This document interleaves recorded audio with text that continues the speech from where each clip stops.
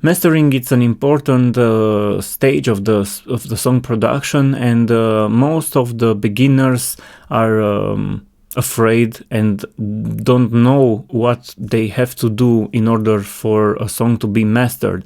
I'm not going for fancy things on the mastering phase because I only want to bring the song a bit up, to sound a bit louder, but as I said before, I want this to keep for this song to keep the dynamics in place. So I want to hit 0 dB, but just here and there. I want it to sound very, very dynamic. I am doing the mastering for all my projects here in Cubase. I don't like to export a WAV file and import it in another program, I don't know, maybe WaveLab or another Cubase session, just because if I want to make some changes about something, if I continue to listen and listen and listen again and again the song, I sometimes discover small things which I want to change, and if I have the song exported, then in the mastering phase, if something needs to be changed, I have to go back to the project and make the changes, export the WAV file again, import it back to the mastering project, and I don't have time for this, and I don't think it's better for the project. I can't see what's the gain here.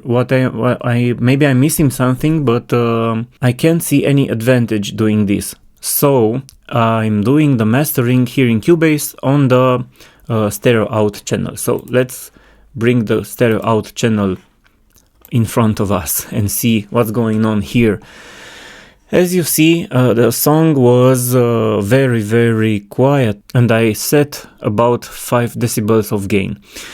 After this phase, I have an imager. The imager, it's a plugin in Cubase, but you can use any other plugin which do the same thing, because there are different other ones on the market.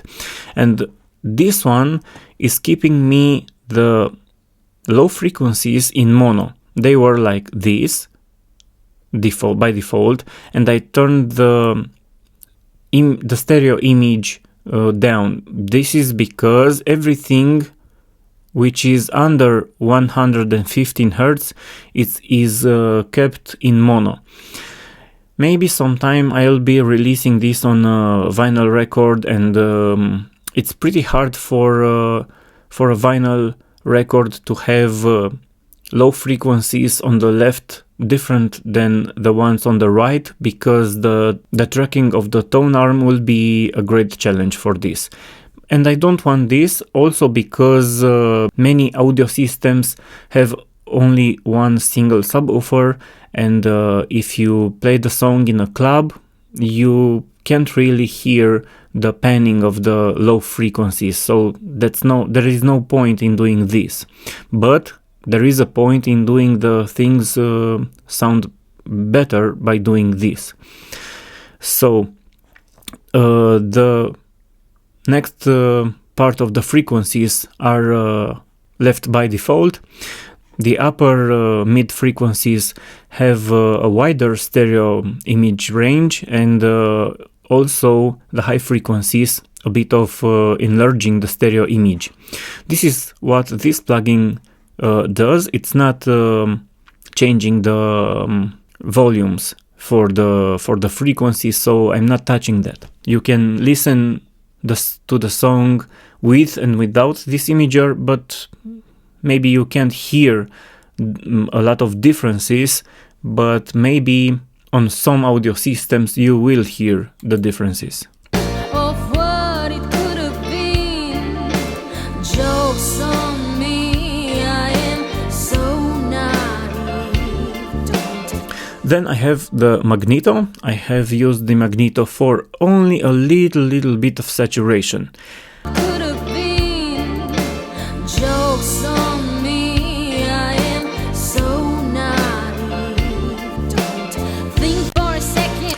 I hope that this will glue the things together a little bit, and a bit of saturation of this plugin is a adding just a little bit of extra touch. And the next one is a maximizer because I want it to be a bit louder. The song, I mean. Jokes on me, I am so nice. It has the default settings. Think for a second.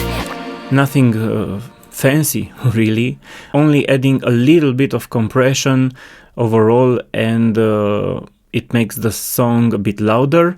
And if you keep an eye here on the levels, we are far away from the 0 decibels, so increasing the loudness here is very safe.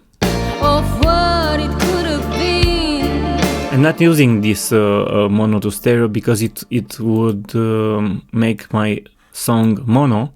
Of what it could have been. This is ugly. Jokes on me.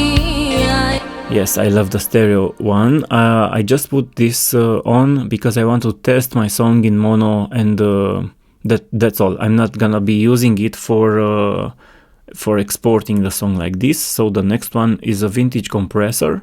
You know I like the vintage compressor, right? Of what it could have been. Jokes on me. I am That's louder. so naive.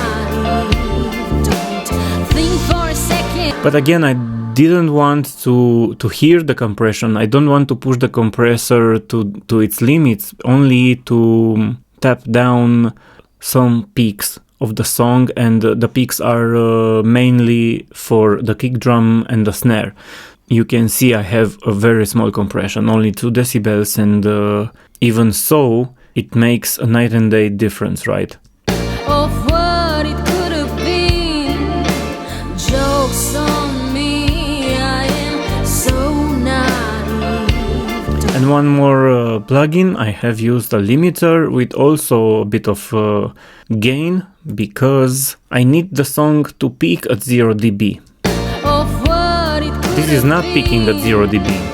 Jokes Right? on me. And now? I am so naive. Don't think for a second. And I know. Now it's peaking at 0 dB, but the RMS level is, you can look here, around minus 15 decibels, which is very, very nice. And also I know Spotify will love me because I keep the integrated at minus 15 decibels. I'm not interested in this, but I think it's the case. So this is how I master this song, and if I'm gonna be, and I am gonna be exporting this one in 48 kilohertz with 24 bits for the video, and this is the high quality for this song I'm gonna be exporting. But I also, for Spotify and other streaming platforms, I need to turn it down to 44.1 kilohertz and 16 bits. So for doing this, I'm gonna be exporting this song also using the dither, because if you scale down from 24 bits to 16 bits, you need to use dither in order to remove background noise artifacts from the quieter parts of the song, which are the beginning, the very beginning and the very end for this song. So that's it for the mastering phase. I like to keep the things as simple as possible, and I like the result. I don't care how others do the mastering. I don't care. I do care only for the purpose of learning something new, but anyone who will tell me this is wrong or something, I will disagree completely, just because I like the end result a lot. So maybe I am biased because I have been listening to this song for hours, but I love the sound I got from it, and yes, I am proud of it.